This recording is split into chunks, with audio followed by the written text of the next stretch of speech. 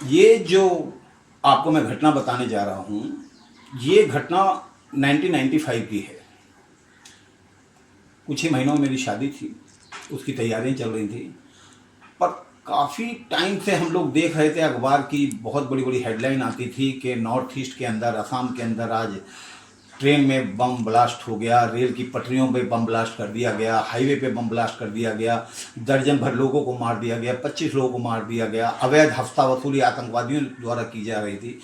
और सबसे जो हमें खतरनाक चीज़ हमें देखने को मिली कि इन बोडोलैंड लिबरेशन टाइगर हो या उल्फा हो, इन लोगों से प्राइवेट टैक्स वसूला जाता था जी। प्राइवेट टैक्स कितना होता था मैं आपको बताऊं, सरकारी कर्मचारियों से 5%, अधिकारियों से 10%, व्यापारियों से 20% और ट्रांसपोर्टर और जितने भी इस हमारे ट्रांसपोर्टेशन सिस्टम थे, इन लोगों से 30%। आप ये सोचिए कि आसाम के बॉर्डर में घुसने से लेके आसाम के बॉर्डर को क्रॉस करने तक के लिए इतना बड़ा भारी टैक्स, प्राइवेट टैक्स, आतंकवाद का टैक्स, ये खुले आम चल रहा था और लोग पे कर रहे थे क्योंकि उनको जिंदा रहना था, उनको सरवाइव करना था।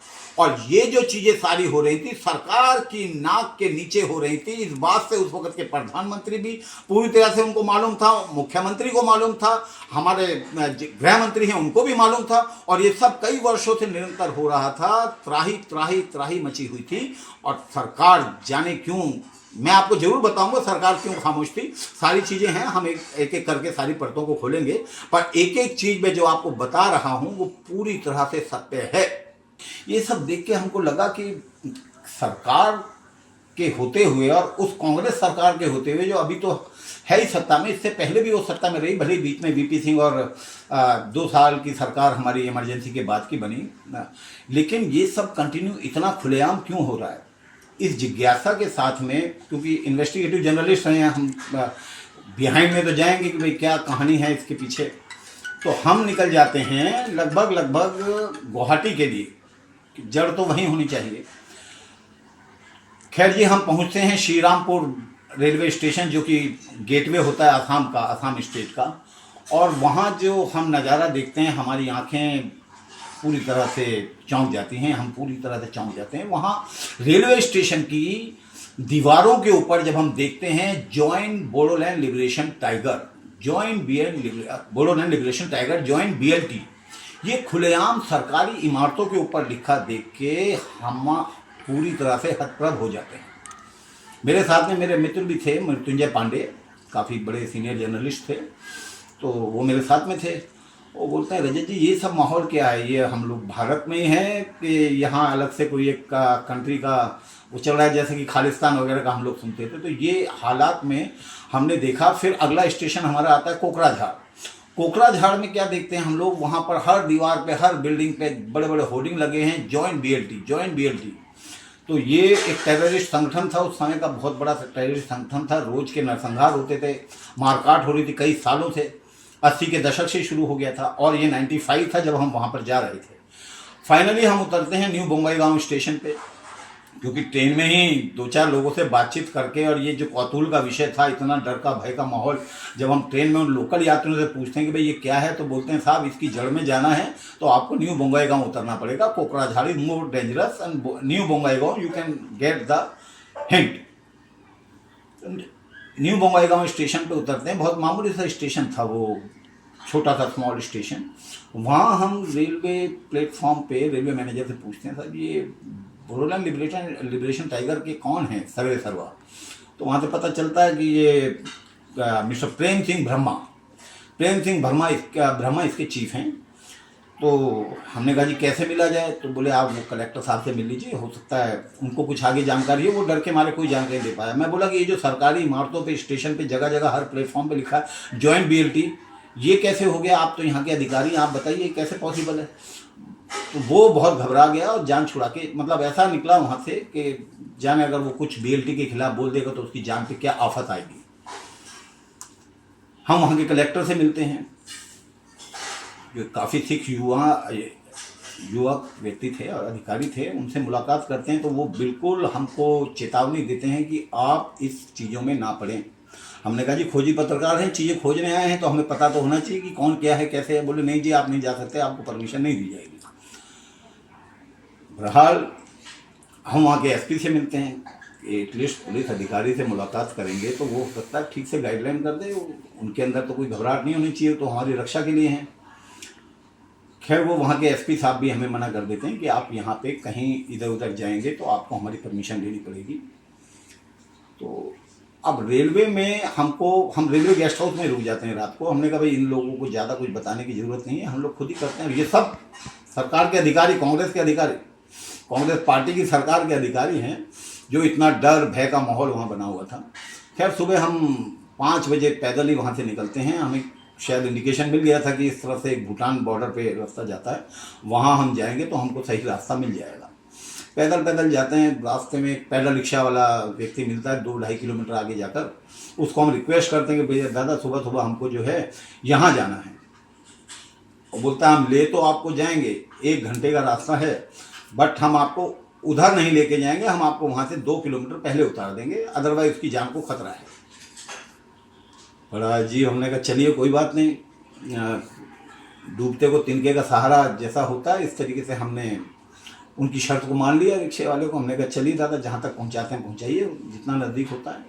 वो हमको लेके जाता है लगभग 12-13 किलोमीटर शहर के बाहर। एक जगह आती है, सुनसान जगह, पूरा जंगल शुरू होता है वहाँ से। और मुझे कहता है यहाँ उतर जाइए। सुबह के लगभग 7:30 बज चुके होते हैं।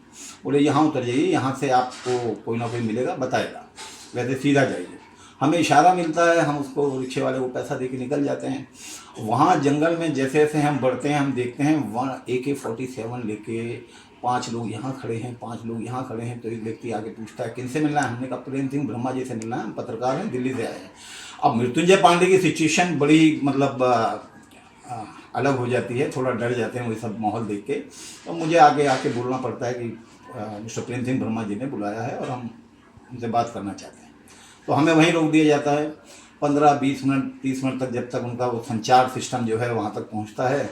तो एक आदेश आता है आधे घंटे में कि आप आइए। हम वहाँ जाते हैं तो स्वरूप जो है पूरा बदला हुआ नज़र आता है सिचुएशन। इतने सारे हम लोगों ने एक अलग तरह की फौज बना रखी थी बोडोलैंड लिबरेशन टाइगर की।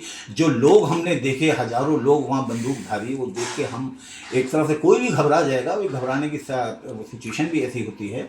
सब के सब हथियारबंद लोग खड़े हुए थे और एक मकान से, बड़े से मकान के गेट को खोल दिया जाता है। हम अंदर जाते हैं तो हमारा स्वागत करने के लिए प्रेम सिंह ब्रह्मा वहाँ खड़े होते हैं और उनके हाथ में होता है पान, 2 पान के पत्ते और सुपारी उसके ऊपर रखी जाती है, जो कि वहाँ का कल्चर है वेलकम करने का। ये हम पहली बार देखते हैं कि हमारा स्वागत जो है बड़े अच्छे तरीके से कर रहे हैं यहाँ पे, और वो भी बोडोलैंड लिबरेशन टाइगर के चीफ प्रेम सिंह ब्रह्मा जी। तो हम उनको बोलते हैं सब ये सब क्या चल रहा है। बातचीत का सिलसिला शुरू होता है। वो बोलते हैं साहब 50 साल से ऊपर हो गया हमारे देश को आज़ादी मिले, ना कोई यहाँ डेवलपमेंट है, ना हम खेती कर सकते हैं, ना कोई इंडस्ट्री है, ना एजुकेशन का सिस्टम है।